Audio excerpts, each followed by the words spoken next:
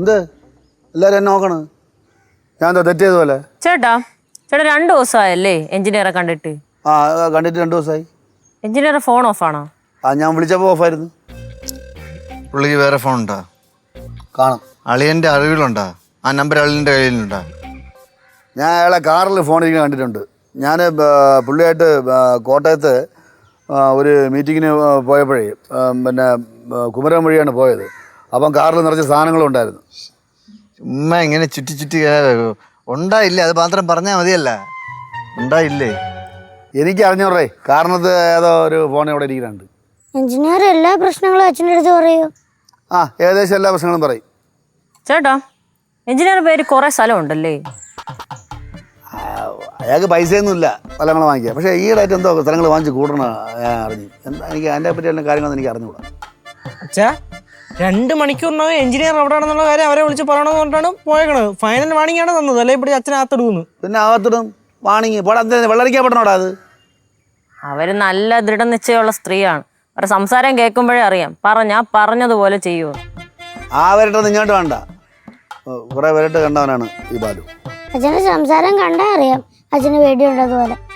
എന്തിന്? ഞാൻ ആരെ പേടിക്കണം? എന്തിനു പേടിക്കണം? തെറ്റ് ചെയ്താലേ പേടിക്കേണ്ട കാര്യമുള്ളൂ. പേടിയുണ്ടെങ്കിൽ മനസ്സിലായിക്കോണം തെറ്റ് ചെയ്തെന്ന്.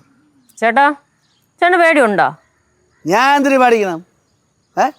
നാട്ടിൽ കിടക്കണ വമ്പന്മാർ എവിടെ വേറെ ഒളിച്ചതിന് വീട്ടിൽ കിടക്കണ എന്നാത്തിന് വന്ന് ഭീഷണിപ്പെടുത്തുന്നത്?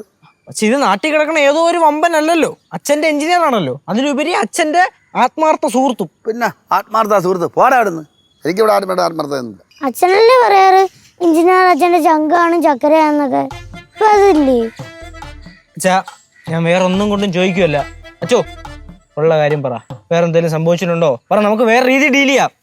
എടാ പോടാ ഇറക്കാം. ഞാൻ വല്ല തെറി വിളിച്ചു പറയാം കേട്ടാ. അളിയ ഒന്ന് അടങ്ങളിയാ. അവൻ പറഞ്ഞ കാര്യമായിട്ടുള്ള കാര്യമല്ലേ? ഇതൊന്നും കുട്ടിക്കളിയാ? അച്ഛനെല്ലാം കുട്ടികളെയാ.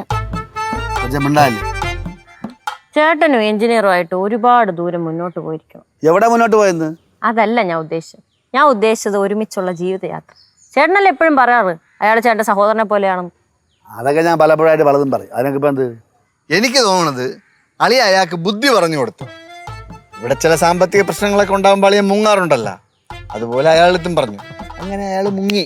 അങ്ങനെയാണെങ്കിൽ ഞാൻ അയാളെ എവിടെ ഒളിപ്പിച്ചു വെക്കണം? അത് എനിക്കങ്ങനെ അറിയാം. നിനക്ക് അറിഞ്ഞൂടെ? നീ എല്ലാം ഊഹിച്ച് പറയല്ലടാ. ഒരു ഒറ്റ അടി അടിച്ചിട്ട് കേട്ടാ. അയാൾ ഒളിയിൽ പോവാൻ ഞാൻ ബുദ്ധി ഉപദേശിച്ചു കൊടുത്തു. അച്ഛനടുത്ത് നമ്മൾ സത്യം എന്തെന്ന് പറയാനാണ് പറയണത്. സത്യം എന്തര്? ഞാൻ അയാൾ ഒളിപ്പിച്ച് വെച്ചടാ. നിങ്ങൾ കണ്ടുപിടി. എടാ കൂടെ ഇറക്കണ പോലെ വിശ്വാസം ഇല്ലാത്തവൻ നിനക്ക് എന്ത് പറയാനടാ? ഞാൻ പോണു. ഞാൻ എവിടെയെങ്കിലും പോണു. അച്ഛനോടെ പോണു. ഞാൻ എവിടെയെങ്കിലും പോണെന്ന് പറഞ്ഞു. ഇതിപ്പം ചേട്ടനെ അന്വേഷിച്ച് പോകേണ്ടി വരുമോ? നല്ല ദേഷ്യം വന്നാ പോകുന്നത്. ഫ്ലവേഴ്സ് ഒരുക്കുന്ന കാഴ്ച വസന്തം യൂട്യൂബിൽ പ്രേക്ഷകർക്ക് ലൈവായി കാണാം. ഫ്ലവേഴ്സ് കോമഡിയിൽ ജോയിൻ ചെയ്യൂ, ആസ്വദിക്കൂ.